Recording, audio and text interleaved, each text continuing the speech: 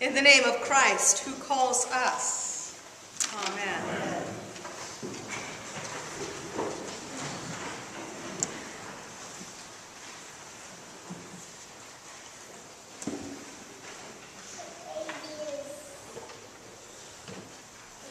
Last week, we had the feeding of the 5,000 or the 9,000 or however you want to count it, and the garage sale.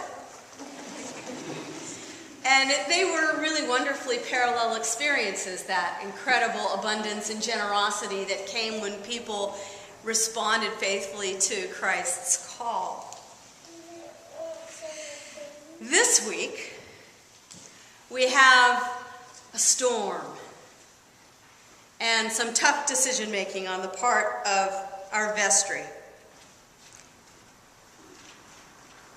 The story begins with fatigue.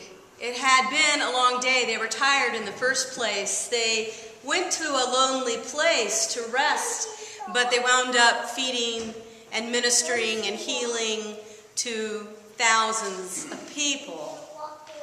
And at the end of that hot day, when there was, of course, not a cloud in the sky, they were weary.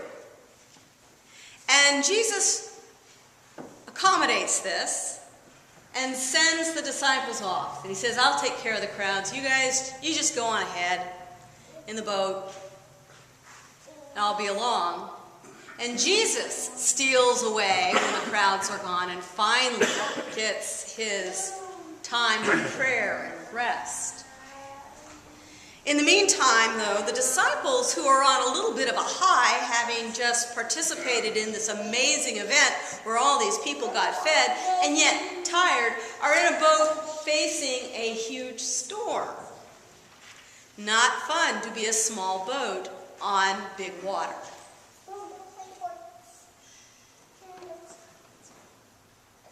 Jesus sends them out into a storm.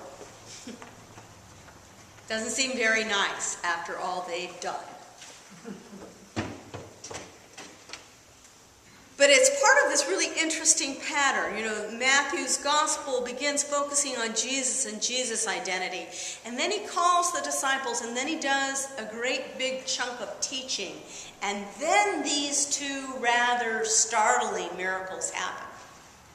One with the feeding and the one with the walking on the water.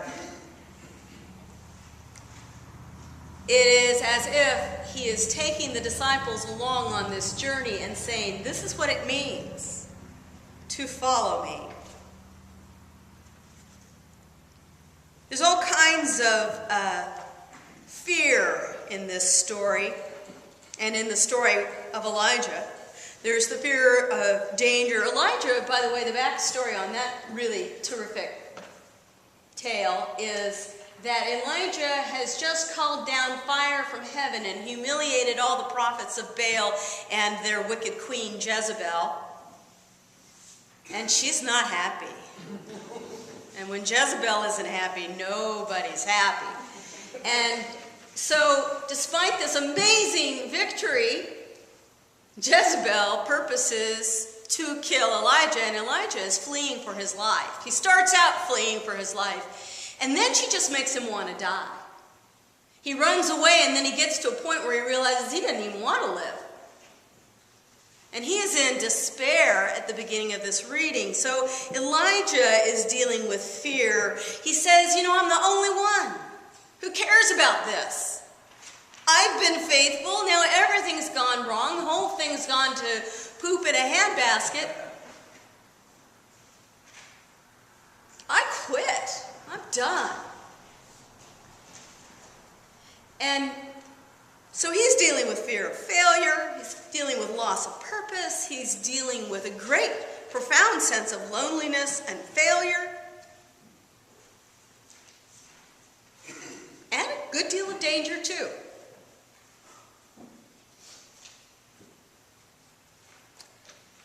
And the disciples are dealing with the fear of the unknown. Besides the regular known variety of huge danger that the waves represent, there is this person walking toward them on the water. That is way scary. And the whole universe has been opened up to them in the most bizarre of ways. 5 loaves and 2 fish have become a meal for thousands at their own hands. They don't know what the heck is going on. And now they're in the midst of a storm. Fear is everywhere. But there's another kind of fear in this story that underlies it that is very important to notice. And it is the holy fear of God.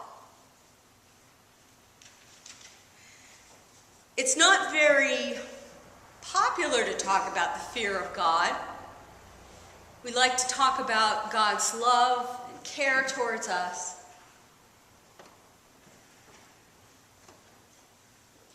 But when one is dealing with the creator of the universe and the master of the most elemental forces of nature, it is appropriate to feel small. It is appropriate to sense the littleness of our lives and the vastness of God's. It is appropriate to feel concerned that we are living out our part. This is the holy fear of God. This is that sense of awe and wonder and overwhelm that we find told about in story after story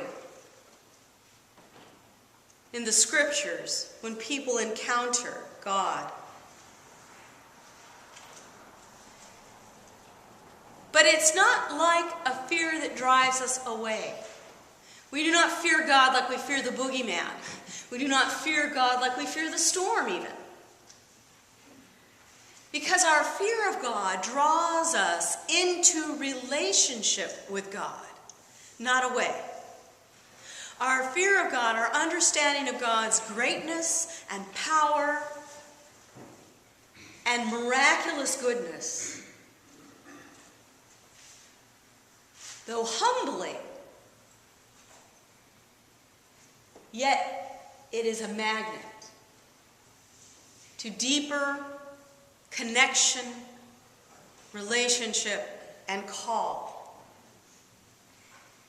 It is a fear that engages us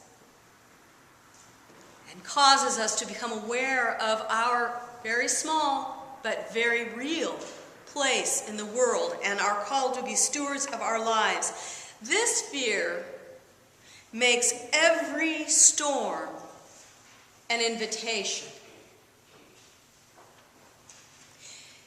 It's not just a thing that happens, but a storm is a moment in God's time in which we are called to respond faithfully. Every storm is an invitation, and every sinking is a rescue. As Peter goes down, he cries out to the Lord, and Matthew says, immediately. Immediately. Jesus didn't have to think about it. Jesus didn't need Peter to feel really bad. Jesus didn't need Peter to go under. His hand was right there.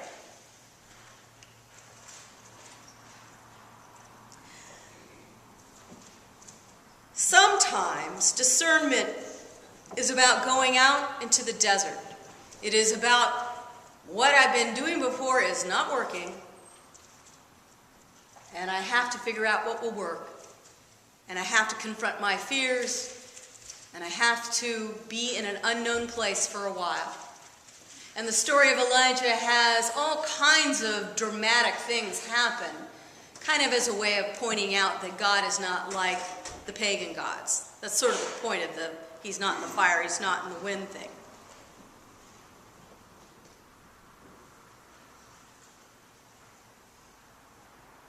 But he is in the still, small voice, in the sound of silence. He is in that deep, quiet place. And when Elijah finally gets really quiet, like holy quiet, it's not like he just stops. It's like he's paying attention with every fiber of his being. When he's finally in that place, he can hear. And he knows that God is there. It's not like God wasn't there before.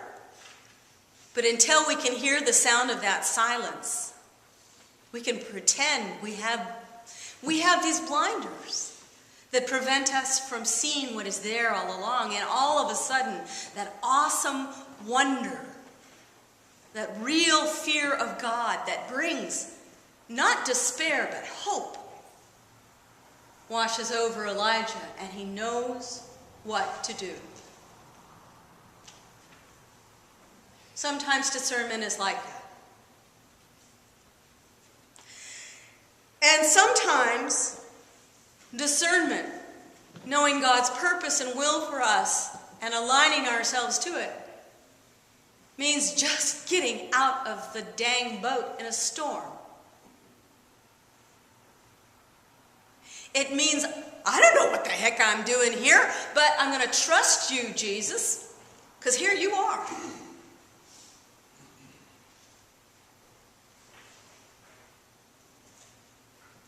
Peter steps out, and he trusts, and his trust is well founded, for he begins to walk. He learns that what Jesus is about is, he learned from the previous experience of the feeding, that Jesus is not interested in doing magic tricks for us. Jesus is about us entering into the magic of life in God, empowering us for the magic of ministry to others. And Peter gets this, and he goes, okay, Jesus is doing this. That must mean he wants me to do it too. So I'm going. Lord, if it's you, I'm going to try this. And Jesus says, come. What a great moment for Jesus. The rest of them are quaking in the boat. No, Jesus takes care of everybody in these stories. He feeds the thousands. And he makes sure that the disciples get there safe. But the experience is entirely different from Peter. Peter is the one who gets close to Jesus, because Peter is the one who's willing to get out of the boat and follow. Storms come and go. They come whether we have faith or not. But faith makes the difference in how we experience the storm. Whether we choose to use the storm as an opportunity to walk toward Jesus, to be like Jesus, to participate in his life of compassion and courage.